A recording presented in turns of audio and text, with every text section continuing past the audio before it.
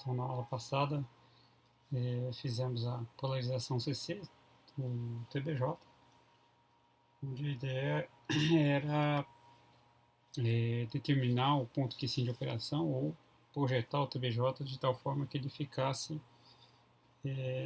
operando em um determinado ponto quicinho de operação. Mas, na verdade, o objetivo principal do circuito exemplificador de sinais é amplificar sinais alternados. Né? Então, a gente vai agora desenvolver o que a gente chama de modelo de pequenos sinais do TBJ, que tem por objetivo fazer a análise do comportamento de sinais alternados. Ok? Então, normalmente eu tenho um sinal alternado aqui na entrada, usualmente da ordem de alguns milivolts, certo? E usualmente a gente quer amplificar isso aqui para magnitude de alguns volts, certo? Então, mas como saber qual é o ganho para um determinado circuito, uma determinada configuração, para determinados valores de resistores e um determinado TBJ em um determinado ponto QC de operação, certo? Esse vai ser o objetivo dessa apresentação aqui, né? Obter o modelo para na próxima aula a gente começar a analisar diferentes circuitos para obtenção de ganhos e outros parâmetros importantes, ok? Sim. O que é um modelo, né? Um modelo matemático, né? Então, a ideia é que eu tenho um elemento, nesse caso aqui um TBJ, mas poderia ser qualquer sistema mecânico, elétrico ou um conjunto de componentes elétricos e eletrônicos, né? Que tem um comportamento altamente complexo e não linear, e por isso a análise de circuitos, ou análise por equacionamento, né, determinação analítica é muito complicado. Então, o que eu faço? Eu substituo, a ideia é substituir esse elemento de comportamento complexo não linear por um conjunto de elementos que tem comportamento linear, certo? De tal forma que esse novo modelo não vai ter exatamente o mesmo comportamento, as mesmas curvas características no nosso caso, mas vão ter características bem próximas ao do objeto original em estudo, ok? Bom, então voltando aqui para o nosso circuito amplificador, né? Então aqui eu tenho o TBJ, aqui no caso NPN, certo? É importante definir aqui as notações que eu vou utilizar nessa dedução matemática aqui, ok?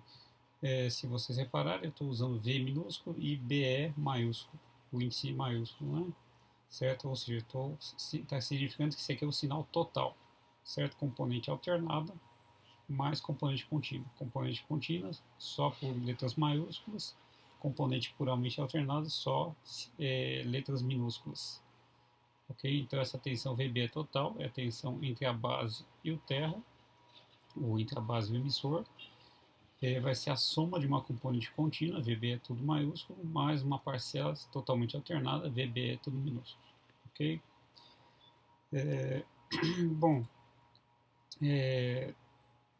para mim, a equação da junção, né, que a gente utilizou no transistor, né, a corrente de coletor total, componente alternada e contínua, né, vai ser o que? IS vezes Z elevado a VBE sobre VT.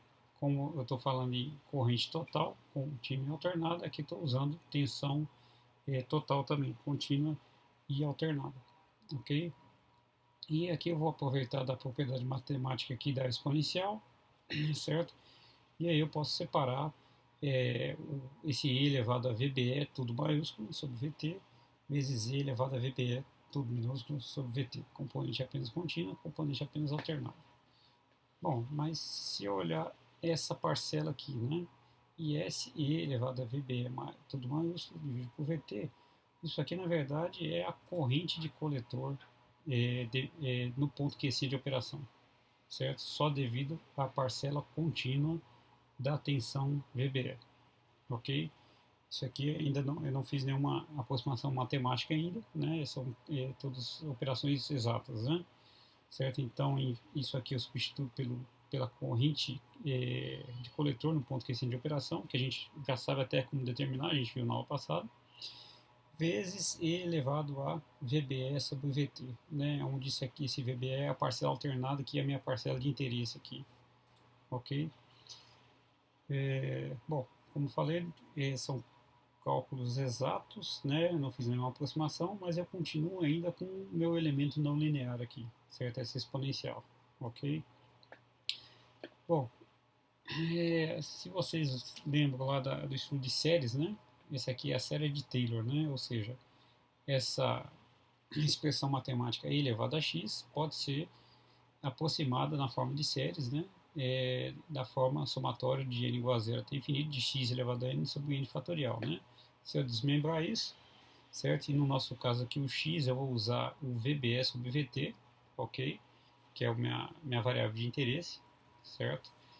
E se eu expandir a série de Taylor aqui, eu fico para n igual a zero, esse termo aqui vai dar 1, para n igual a 1 vai ser VBE sobre VT, para n igual a 2 vai ser VBE sobre VT ao quadrado, dividido por fatorial de 2, e assim por diante, ok? Obviamente eu tenho infinitos termos aqui, né? Então a complexidade ainda seria muito grande para trabalhar assim, né? Mas se a gente reparar, né? Se eu usar o VBE igual a 0,1 e o VT na temperatura ambiente é em torno de 26 mil, né?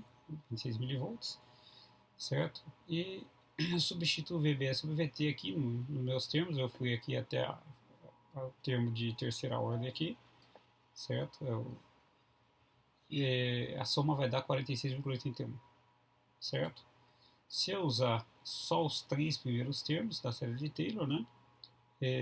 Eu vou ter um valor de 12,81, ou seja, né, os termos ainda, o quarto termo, o quinto termo e assim por diante, né, provavelmente até o 10º termo, ainda são bastante relevantes aqui, porque senão o erro fica muito grande, né, esse resultado aqui é bem diferente desses aqui, certo?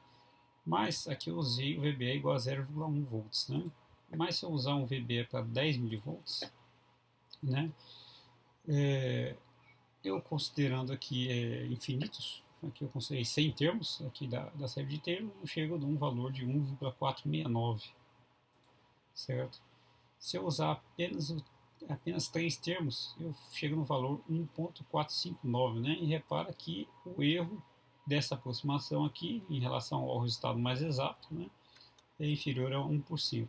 Né? Ou seja, eu tenho uma precisão já bastante interessante, considerando apenas 3 termos da série de Taylor. Ok? E se eu considerar apenas esses dois primeiros termos, né, o resultado vai ficar 1,385 volts, que é um resultado não tão próximo, né, mas o erro é inferior a 6%, né, ou seja, eu tenho um certo grau de precisão aqui já com a tensão de 10 milivolts, certo? Um erro inferior a 6% utilizando apenas os dois primeiros termos da série de Taylor, certo?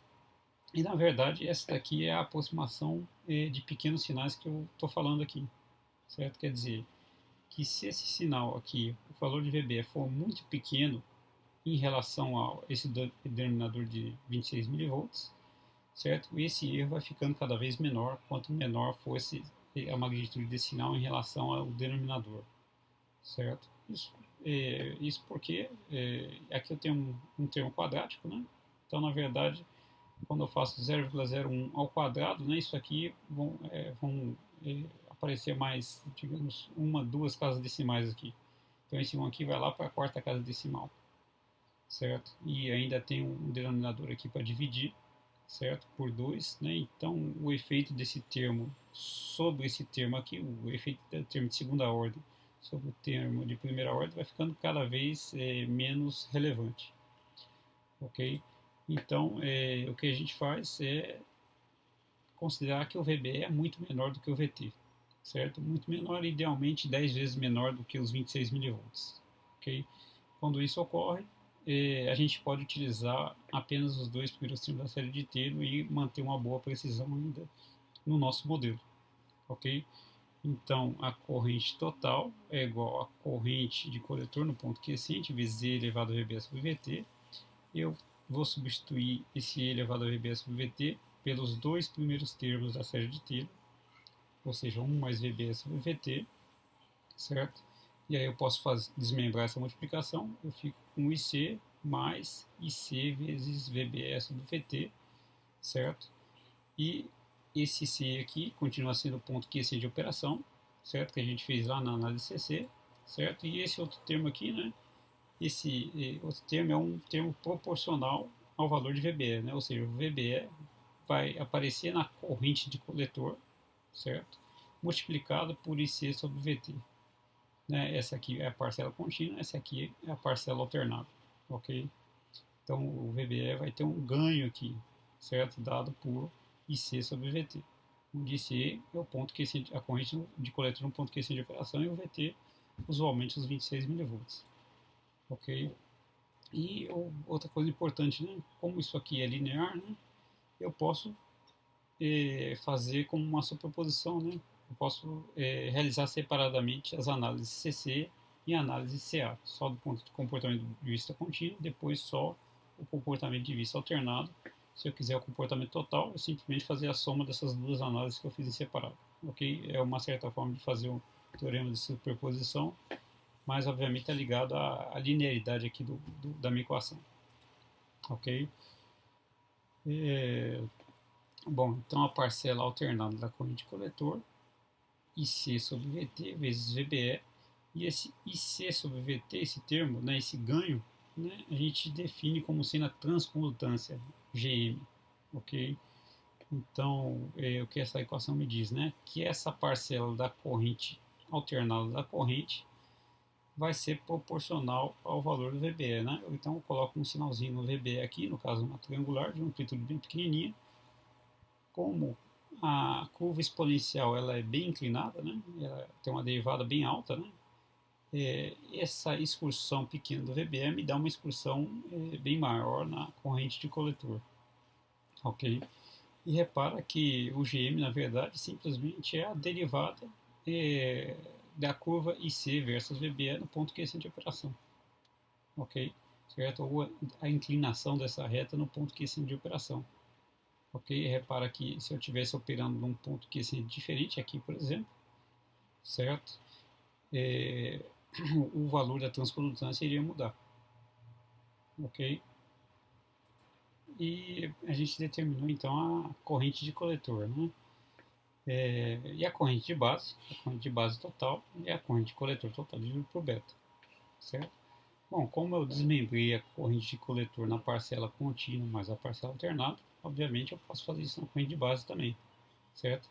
E vão ficar duas componentes separadas também, né? A corrente de base, componente contínua, o ponto QC de operação, que é a corrente de coletor no ponto QC de operação dividido por beta, mais a parcela alternada da corrente de base, que vai ser a corrente de coletor, parcela alternada, transcondutância vezes VBE, agora dividido por beta, para que é a corrente de base, ok?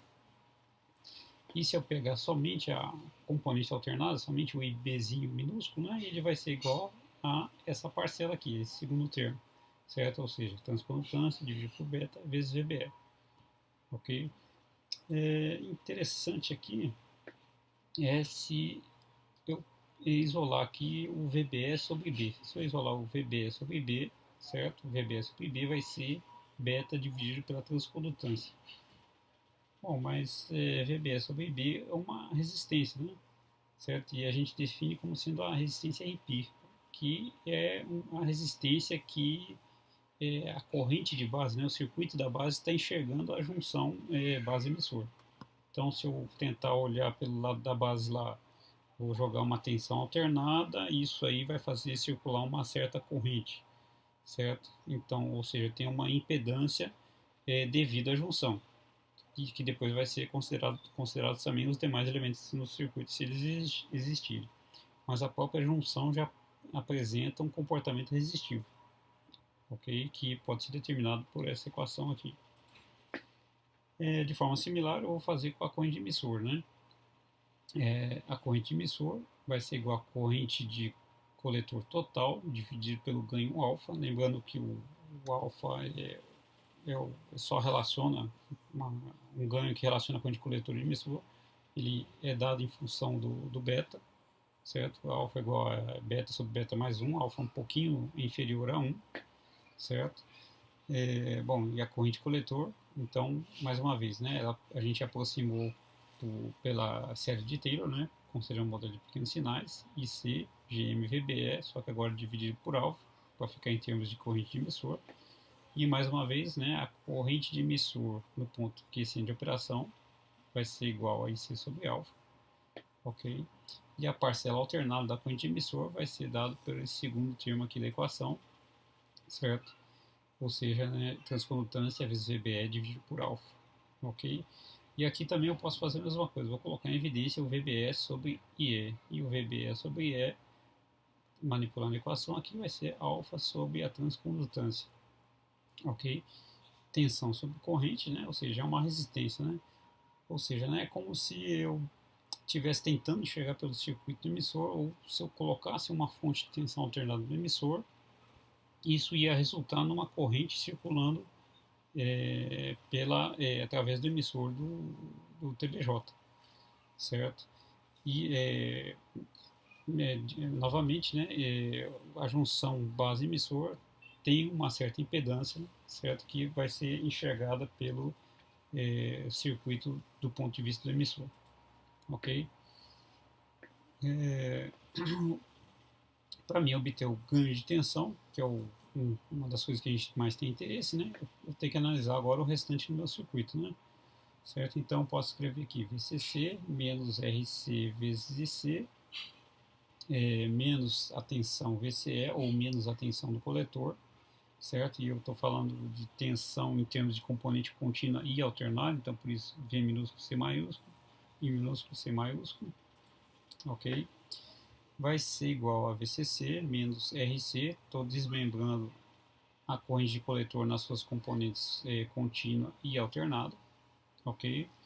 Se eu pegar esses dois termos aqui, né, VCC menos RC vezes IC maiúsculo, certo? Isso, na verdade, é a própria tensão de coletor, apenas considerando a parcela contínua, certo? E menos RC vezes IC, certo? Então a parcela contínua da tensão está toda aqui e a parcela alternada da tensão está toda nesse segundo termo aqui, ok? Sim, e né, o VC alternado está todo aqui, ok? O capacitor aqui a gente tinha considerado na análise de CC, né, a reatância capacitiva 1 sobre 2πfc. Se eu estou falando em termos de componente contínua, o F é zero, está no denominador, quer dizer que a reatância capacitiva é infinita, né? Ou seja, do ponto de vista contínuo, o capacitor se comporta como um circuito aberto, ok? E do ponto de vista da corrente alternada, né, eu vou ter uma determinada impedância, 1 sobre 2πf vezes C, então eu tenho uma impedância finita, ok? De valor determinado. Usualmente a gente usa esse capacitor aqui, na verdade, apenas para eliminar o valor CC dessa componente contínua do capacitor, da tensão de coletor, ok? Então essa capacitância é da ordem tal que o valor do XC resultante para a frequência de interesse, certo, seja zero, ok? Ou seja, o que eu estou dizendo, do ponto de vista da componente alternada, o capacitor vai se comportar como um curto-circuito ideal, certo? Na prática, se escolhe um valor de capacitância para determinada faixa de frequências, né, de interesse, certo? Resulte num valor de XC bem pequeno, ok? Em relação às demais impedâncias dos circuitos, ok? Então, ou seja, o V0 vai ter apenas a componente alternada da tensão do coletor, ok? Vai ser igual a menos RC vezes C, sinal de menos representa apenas uma inversão de fase, ok? Bom, o IC é igual a transcondutância vezes VBE, a gente viu isso agora há pouco, né? Então, substituindo aqui na equação, eu tenho, e isolando o V0 sobre VBE, já que eu estou tentando determinar um ganho, né? Então, a relação entre V0 e a tensão VBE de entrada aqui vai ser igual a menos transcondutância vezes RC, ok? Bom, só para dar um exemplo numérico aqui, né? Então, considerar esse circuito idealizado mesmo que a gente está considerando, vamos considerar que a corrente no ponto QC de operação, a corrente de coletor vai ser 1 mA, certo? RC 7,5 kΩ, tensão de alimentação 15 volts. Então vamos determinar a transcondutância e a tensão de saída se a tensão VBE, certo, for igual a 10 mV. Ok? Bom, então só usar a equação da transcondutância. IC sobre VT, 1 mA dividido por 26 mV, 38,5 milisiemens, né? Uma transcondutância corrente sob tensão, a unidade de medida aqui é Siemens. E o V0, usando a equação que a gente determinou no slide anterior, V0 vai ser igual a menos GM RC, o VBE eu passei para cá, certo? Então, 38,5 milisiemens, 7,5 kΩ e 10 mV, que é a minha tensão de entrada, ou seja, né, a minha tensão alternada na saída vai ser igual a menos 2,89 volts, certo? Ou seja, eu tenho um ganho aí de 289 da tensão de saída em relação à tensão de entrada, certo? Onde eu tenho uma inversão de fase também, quando a tensão de entrada estiver no sempre ciclo positivo, na saída eu vou estar no sempre ciclo negativo. Isso que representa esse sinal menos aqui. Ok? Bom, mas o nosso objetivo é obter um modelo equivalente, né, e que seja fácil de utilizar, né, e não tenha que precisar ficando fazer essas deduções a cada circuito que eu for tentar obter o comportamento. Ok? E um modelo mais utilizado é o que a gente chama de modelo pi-híbrido, certo? Ele tem algumas formas diferentes de se apresentar, ok? Então repara que a corrente de base vai passar, vai ser conduzida através do resistor RP. Como a gente viu, né? A resistência RP é a tensão VBE sobre IB, né? Então IB vezes RP vai me dar exatamente a tensão VBE. Então esse aqui é o terminal da base, esse aqui é o terminal do emissor, certo? E a corrente de coletor vai ser igual a beta vezes IB ou igual a GM vezes VBE. Na verdade eu posso escrever a mesma coisa, GM vezes VBE é igual a beta IB. Então eu posso usar essa forma do modelo aqui com a fonte de corrente sendo GM vezes VBE, ou essa forma aqui com a fonte de corrente sendo beta vezes IB, né? Então repara que a corrente de coletor, esse aqui é o terminal do coletor, vai ser dado pelo ganho do transistor vezes a corrente que está passando na base, né? A lei foi mantida devido à nossa aproximação utilizada pelos dois primeiros termos da série de Taylor. Ok? O modelo T não é tão famoso como o modelo híbrido, mas na verdade é análogo. Ok? A única diferença é que, em vez de agora de eu representar a resistência da junção base-emissor pelo lado da base, eu vou representá-la aqui pelo lado do emissor, certo? E a gente viu que o RE, VB sobre E, é alfa sobre GM, certo?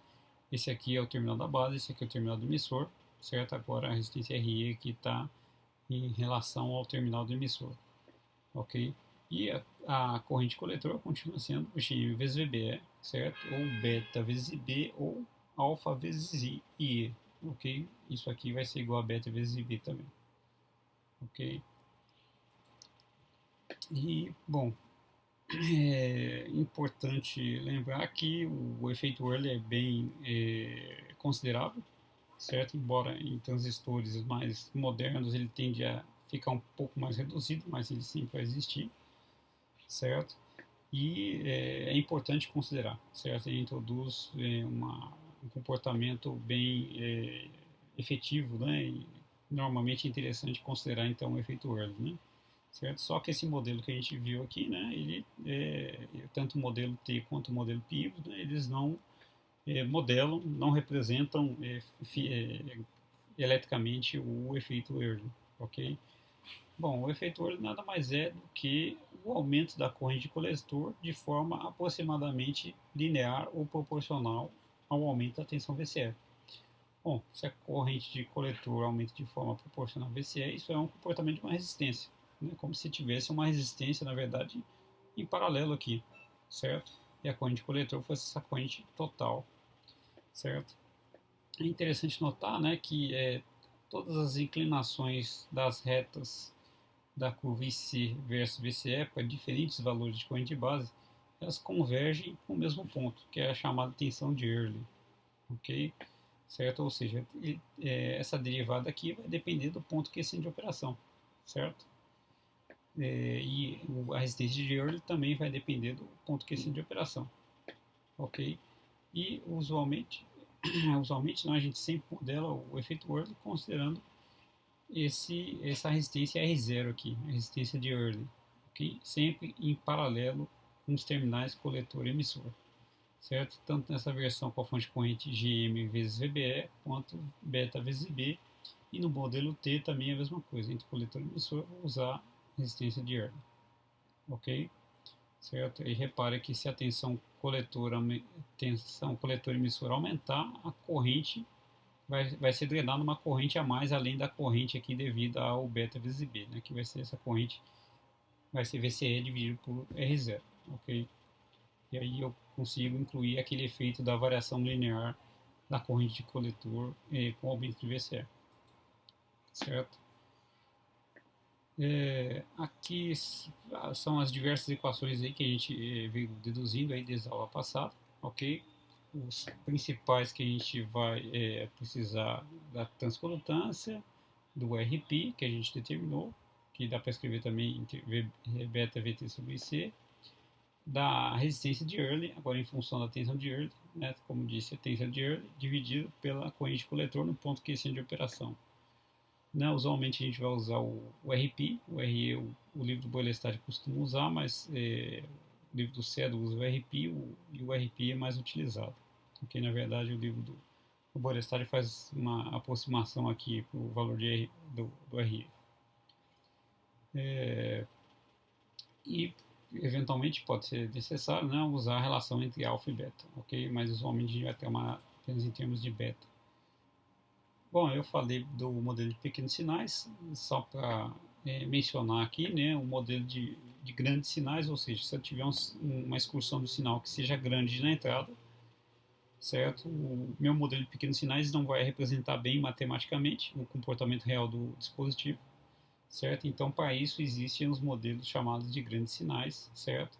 Mas, obviamente, eles incluem o comportamento da exponencial, certo? Então, eles não eliminam essa não linearidade, né? Se eu quero considerar com mais detalhes um efeito de um sinal grande, não tem como eu me livrar disso daqui, né? E além disso também, esse modelo aqui para o NPN, aqui para o PNP, ele também vai representar o TBJ nas diferentes regiões de operação, corte, saturação e na região ativa também, ok? E normalmente esses modelos que tem o exponencial, o modelo de grandes sinais, na verdade são utilizados em simuladores numéricos, né? Ok, então no SPICE, por exemplo, ele usa essa modificação aqui do modelo de Ebers-Moll, certo? Então repara aqui que ele ainda tem a fonte corrente, os diodos ideais aqui representando as junções, né? E no caso, quando for de interesse, né, estudar o efeito das capacitâncias entre as junções, né? Entre base emissor, entre coletor e o substrato, né? Você tem capacitâncias que vão ter efeitos de frequência, ou seja, sinais de diferentes frequências vão ser afetados de forma diferente por essas capacitâncias. Ok? E dependendo da aplicação, tem um efeito relevante que precisa ser considerado. Ok? Não vai ser o caso que a gente vai estudar aqui na nossa disciplina. Certo? Obviamente, esse modelo do SPICE, ele é mais exato e precisa de uma série de parâmetros aí, onde você vai ter que olhar no modelo do datasheet, certo? Ou eventualmente até ensaiar o seu TBJ, né, para determinar esses demais parâmetros aqui e para o seu modelo ficar mais representativo do mundo real, ok? Então, pessoal, era principalmente o modelo de pequenos sinais que eu queria apresentar e o que a gente vai utilizar para análise de circuitos amplificadores com TBJs a partir da próxima aula, ok? Obrigado.